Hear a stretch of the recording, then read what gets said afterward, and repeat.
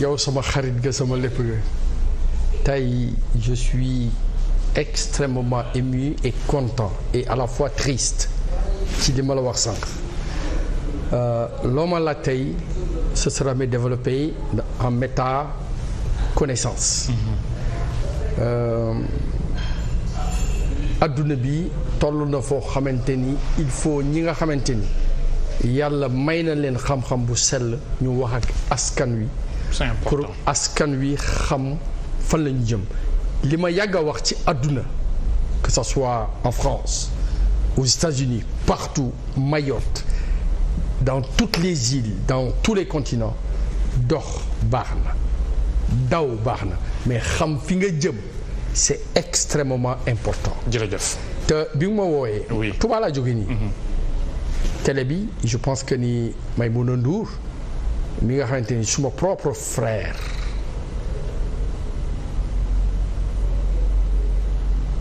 dox na ba li doon dundam tey réalisé wu Cheikh Touré c'est mon frère. MDL chef. moo tax tey bi nga ma wooyee depuis quelques jours mënuma bañ sama xuloowaale ñun ñaar ñoo seq loolu. dinaa leen jubale xam naa. non parce que nga am ak moom benn problème voilà may wax maanaam xuloowaale le dernier jour de mon départ dañuy xuloo ba ma egg aéroport Maïmouna Ndour Faye mais suñu soxna la sama propre frère moo ko ñaan. jërëjëf. ñu xuus waxtaan bi si vous permettez parce que temps bi xam naa ne dina xaw a gàtt lool pour si ñu bëgg a aborder yëpp li ma la bëggoon a njëkk a laaj mooy li nga xam ne xew na ci sunu voisins yi président Alpha Condé xëy bés ñi nga xam ne ñooy force spéciale yi nga xam ne ñoom la gënoon a wóor daanaka ci kaarangeem ak kaarange réew mi dal ci kawam gaañuñu ko nag waaye wàcce nañ ko ci bopp réew ma ñenn ñi ne coup d'état ñenn ñi dañoo rétablir sax li nga xam ne mooy yoon ndax Alpha Condé tegginam ci bopp réew ma jaaduwul woon yoon ban gis-gis nga ci am. Ce putsch je l'avais pressenti depuis le mois de mars bi mu demee Abidjan wax que le cordon ombilical entre la Guinée et la France de Macron dañ ko war a dagg keroog laa gëm ni laa xam ni gars yi dinañ ko duma. loo bëgg a wax la France est derrière. Ça veut dire que ce n'est pas un coup d'état guinéen c'est un coup d'état de Macron et ça nous sommes habitués depuis Bob Denard. tey fu mu nekk nii li am les Guinéens ont été surpris c'est pour ça que je dis la deuxième cible ce n'est pas mon frère le président Macky Sall la deuxième cible ce sera Ali Bongo il faut qu'il se prépare. Ah oui. Il faut que la poutinisation de l'Afrique aille à son terme. non professeur xaaral bul gaawal wax ji nee nga c'est la France qui est derrière ce coup d'état. C'est Macron pare guñu il y a une autre cible boo xam ne. la cible ce sera Ali Bongo parce que Ali Bongo c'est soustrait de la France-Afrique et de la francophonie. La deuxième cible c'est pas Macky Sall tey fu mu nekk nii ñun Sénégal. mais bu doon loolu la rek pourquoi il s'attaque pas Macron à ku ci mel ne Kagame nga xam ne moom moo gën a wan ginnaaw ñooñu. ma ni la stratégie macroniste est une stratégie maléfique pour l'Afrique. La deuxième cible ce sera Ali Bongo ça je le dis honnêtement parce que Ali Bongo c'est soustrait de la France-Afrique et Ali Bongo a vu que l'intérêt de son peuple c'est de se soustraire de cette France maléfique. Je l'ai dit et je répète, je persiste et je signe. La deuxième cible ce sera pas le président Macky Sall, ce sera Ali Bongo parce que tous ces gens-là qui ne vont pas aller dans le sens de la France colonialiste, ils seront punis. Le mois de mars, 28 mars, 29 mars, à Abidjan, qui a parlé de couper le cordon ombilical. C'est qui? Alpha Condé. Il a été éliminé par la suprématie France-Afrique, Ouattara, Macron. Et si les Africains ne sont pas conséquents de ce qui arrive en ce moment, Thomas Sankara a été éliminé. Toute personne qui veut tourner le dos à la France, pilleuse des deniers africains, je te le dis honnêtement, la deuxième cible, pour que les Africains me comprennent que la seule solution, il faut qu'on se retrouve nous-mêmes par une idéologie. Et je l'ai dit, je l'ai répété partout, depuis les îles d'Amérique. La solution africaine, la solution sénégalaise, c'est Sëñ Touba Xaadimu Rasuul. Avant ñu ñëw ci loolu li nga xam ne xew na Guinée nga jàpp ne c'est la France c'est Macron qui a derrière. C'est Alassane Ouattara. D'accord. Parce que donc quand vous dites que c'est Ouattara, les gens pensaient déjà que ce qui est arrivé en Guinée mën na arriver en Côte d'Ivoire. Donc là, il y a aucune chance pour que non, ça n'arrivera jamais en Côte d'Ivoire. Parce que Ouattara est une taupe de la France-Afrique et de Macron. Et en ce moment, tout dirigeant africain qui ose couper le cordon ombilical entre son pays et la France, il sera exécuté. Et le rôle, et le peuple souverain dans tout ça. Le peuple n'a pas son mot à dire. Ce bonheur, le peuple, moi, ñi nga xam ne tey jii nii ñoom ñoo nekk derrière ce putsch. Même bu fekkee ne c'est des hommes armés. Non, ce n'est pas le peuple qui est derrière. Parce qu'on a vu le peuple jubiler. Non, et donc je te le dis, ce n'est pas le peuple qui est derrière Doumbouya. Doumbouya est un caporal. Répondre ci attente du peuple bi, c'est ça que je veux dire. Doumbouya est un caporal de la Légion étrangère. Il ne faut pas que les Africains soient naïfs. Doumbouya a été une taupe que la France a utilisé pour éliminer Alpha Condé, donc yow qui avait eu à dire. da nga jàpp ne Condé est une victime. bëriwoo ci ñu ko partage ak yow. L'Afrique est victime parce que nous sommes inconséquentes. Je te le dis honnêtement. Nous ne réfléchissons pas pour l'Afrique. Nous réfléchissons de manière individualisée. Et la deuxième cible, ce ne sera pas Macky Sall.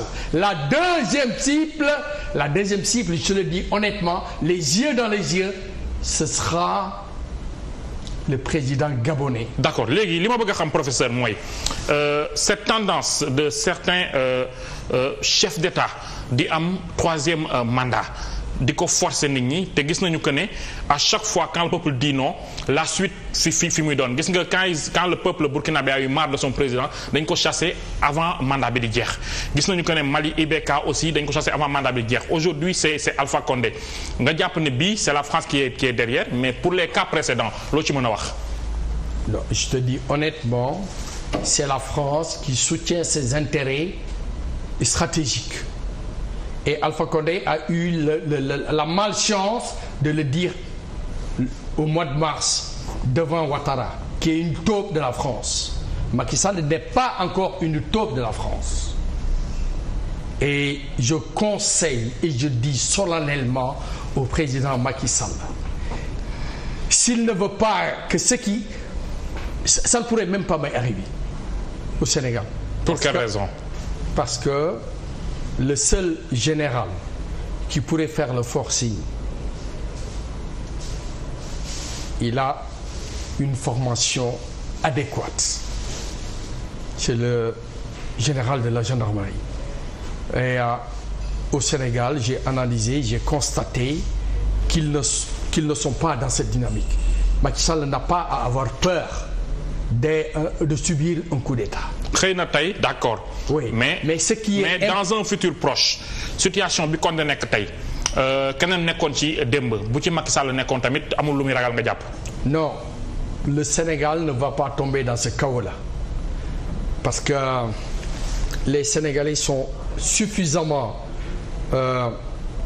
avertis de ce qui se passe dans la sous-région et je ne pense pas, et je te le dis honnêtement, que ce soit dans l'armée, que ce soit dans la gendarmerie, que ce soit dans la police, que ces gens-là aient l'idée de pousser la démocratie sénégalaise à une faiblesse inouïe.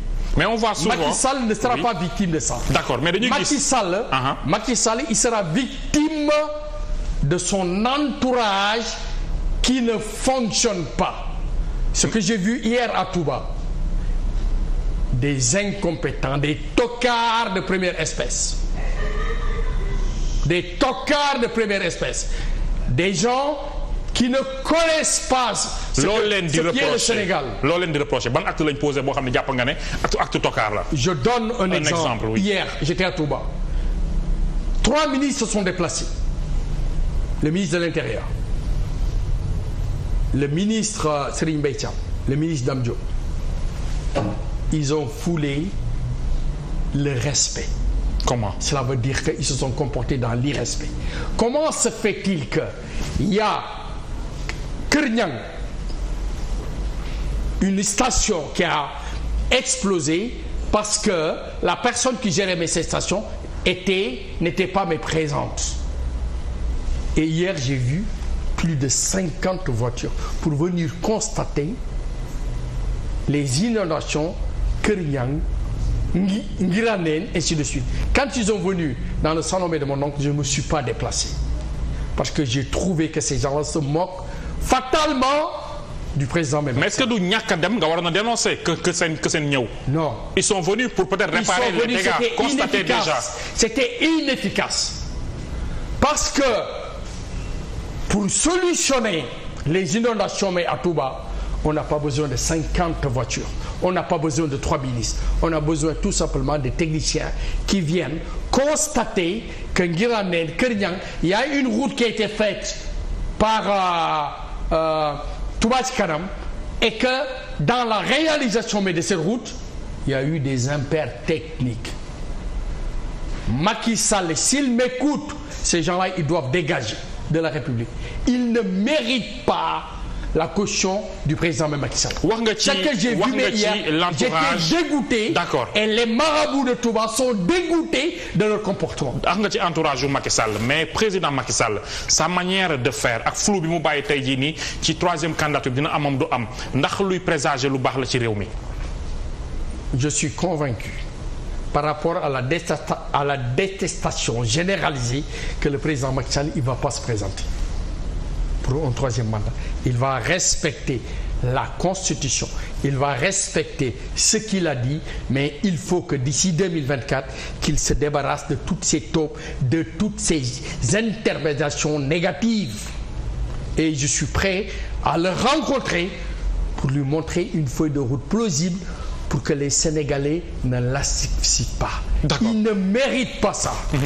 Les gens sont convaincus qu'il y a beaucoup d'intermédiations négatives autour de Macky Sall. Il le sait. Il le sait. La preuve, comment se fait-il qu'il a licencié Aly Ngouille Ndiaye? Il a licencié mon cousin, le Premier ministre.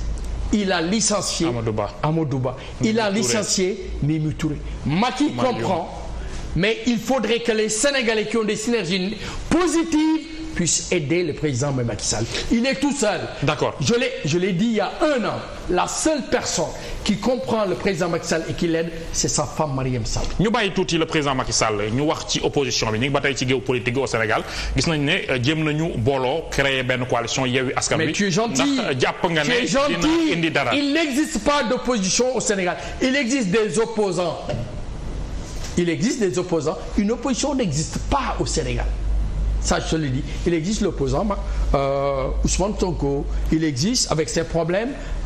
Mais ces opposants forment l'opposition. Non!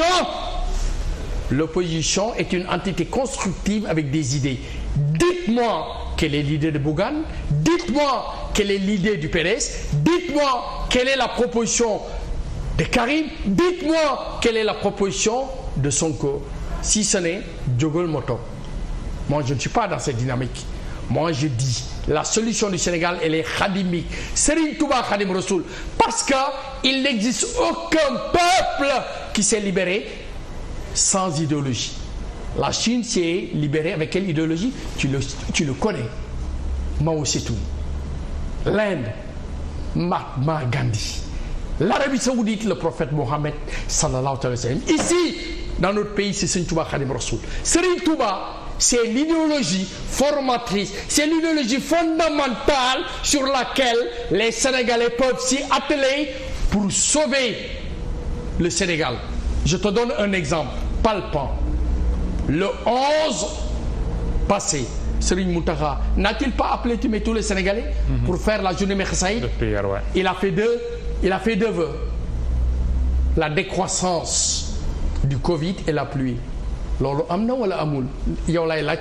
am na am na mais est-ce que oui est-ce que côté économique côté développement réew loolu moom la ñuy xaar. bravo côté développement je te dis moi je suis un scientifique reconnu mondialement et l'économie de Serigne Touba commence par Serigne Touba day defar nit ba pare defar cheikh yi buñ fa taxawee dinañ dem maa ngi lay giñeel ci alxuraan li may wax ni billaahi wallaahi ñépp ci lañ bokk maam Maodo mi ngi ci biir maam Limaamu mi ngi ci biir maam Njaasaan mi ngi ci biir bu ñu ŋoñee ci sëñ Murtala ŋoñ ci sëñ Muntaxa ŋoñ ci sëñ Saliwu ŋoñ ci li nga xamante ne ñun sénégalais xam nañ ko billahi wallahi danañ egg fi ñu jëm. mais loolu la solution elle est xadimique.